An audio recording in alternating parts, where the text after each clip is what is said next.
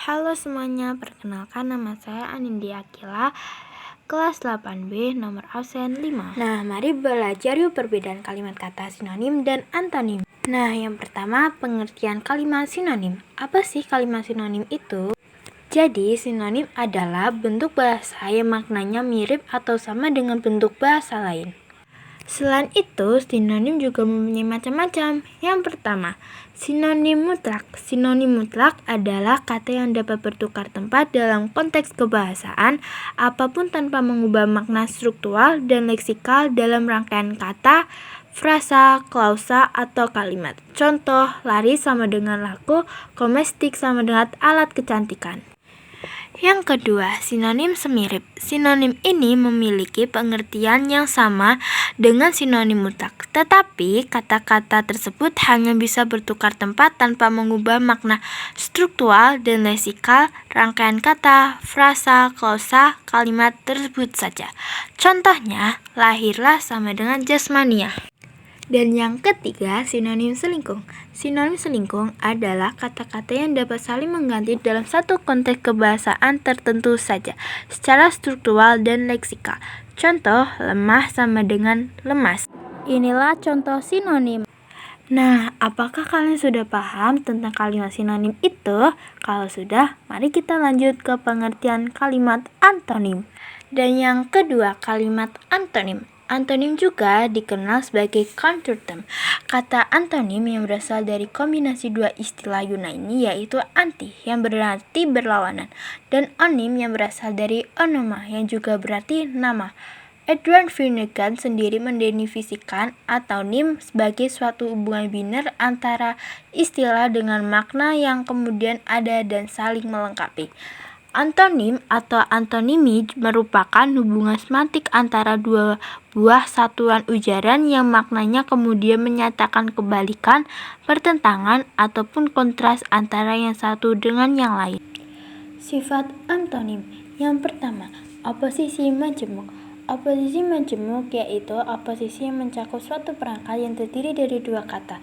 Ciri utama kelas atau antonim oposisi majemuk adalah penegasan terhadap suatu anggota akan mencakup penyangkalan dari semua anggota yang lain. Yang kedua, oposisi kembar. Oposisi kembar yaitu jenis sifat antonim yang mencakup dua anggota. Contoh antonimnya perempuan, laki-laki, jantan, betina, hidup, dan mati. Yang ketiga, oposisi gradual. Antonim gradual merupakan oposisi pertentangan antara dua kata dengan melibatkan tingkatan. Ciri antonim gradual adalah penyangkalan terhadap suatu kata. Contoh antonim, bila dikatakan tidak kecil, tidak berarti besar. Artinya bisa jadi agak besar atau sedang. Yang keempat, oposisi inversi. Oposisi inversi yaitu antonim yang ada pada pasangan kata. Contoh, harus, boleh, beberapa, semua, mungkin, wajib, dan sebagainya.